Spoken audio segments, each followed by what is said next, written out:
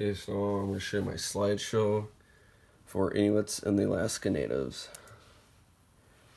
Key values for the Inuits. According to the first people of Canada, they believe in animalism and Christianity, which is all living and non-living things have a spirit. That includes people, animals, inanimate objects, and forces of nature. They're also big on spirits, would blame illness, weather, and bad hunting on spirits. And the whole spirit thing, it's kind of weird to me, but I mean, for them it made sense. And then I know in part of my paper said they were somewhere Christianity. I'm pretty sure the ones living now are more Christianity, and the ones living back then are more believed in the animalism, which is pretty cool to me because I think a lot of people kind of had that feeling that all animals and non-living things have some sort of spirit, and this kind of just puts a stamp on it. Inuits and the impact with the United States. Alaska economy is dependent on oil, and that has led to some friction between the U.S. and the Alaskan Inuits, according to Minority Rights. Government allowed the drilling of oil to happen in Arctic National Wildlife Refuge. This caused multiple oil spills in the 90s. This affected the food that the Inuits used to eat and survive, including whales and fish. Other problems include the Arctic Circle is a quote-unquote sink for greenhouse gases.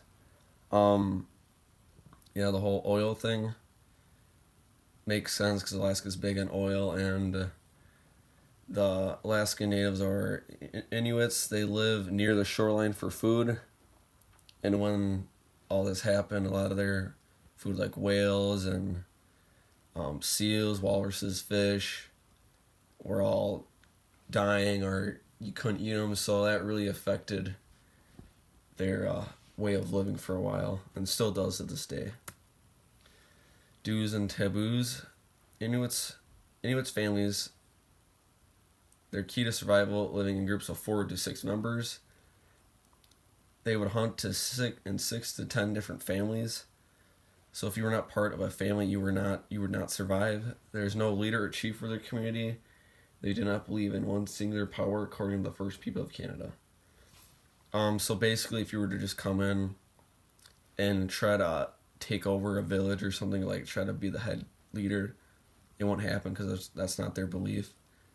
So that was a big part of them, and if you wanted to join them, you had to be a part of a family, because they all worked as one family, and then all the families worked as members and helped each other out. So you could just walk in there and tell everybody what to do, basically.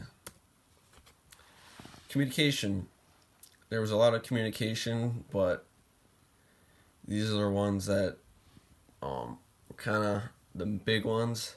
You have the Eastern Branch, which is the Inuitik, which is from Canada, the Inukiap, which is from Alaska, and then the Lalalistit from Greenland. The Western Branch, you have the Central Alaskan Yupik, the Pacific Gulf Yupik, which is from Alaska, and then the Siberian Yupik, which is from Canada and Alaska.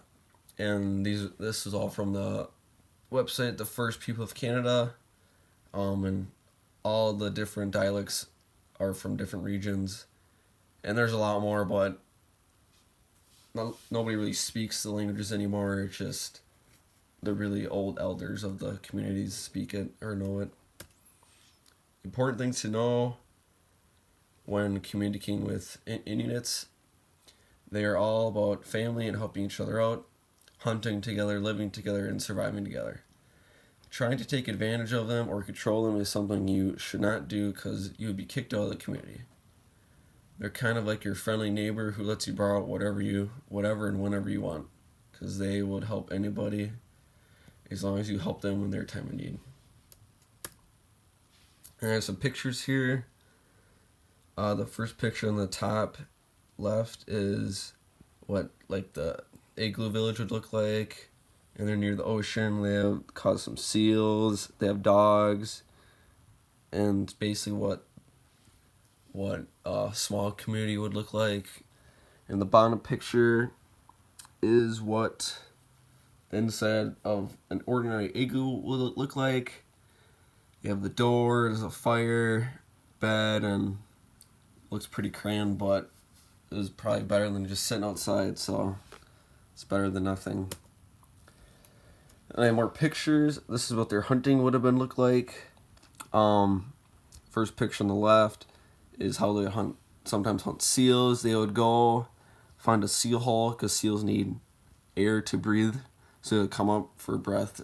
I don't know how, I think once or twice every 12 hours they would do it. And they would basically just wait there for a seal to come up, and they would spear him in the face and get a meal. And then the second picture is they would be hunting, I think that's a Nordic whale, I want to say. Yeah, they would hunt whales and all that. They would use kayaks and spears, and as you can see, it looks like a pretty dangerous job and very hard-looking job. But that is why they survived.